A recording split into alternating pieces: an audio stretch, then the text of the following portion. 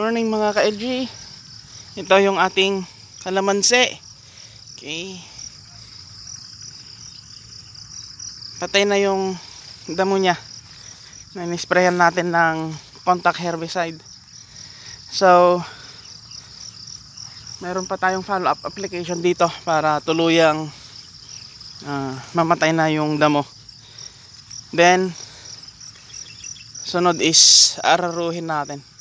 Pasadahan natin dito ng traktora dito sa pagitan para malinis. Then abangan natin kung ano yung itatanim ulit natin dito. Intercrop tayo. Hindi na siya vine type. Okay? Yan. Umulan kahapon. Malakas yung kagabi. Thanks, Ja. Okay. Happy farming.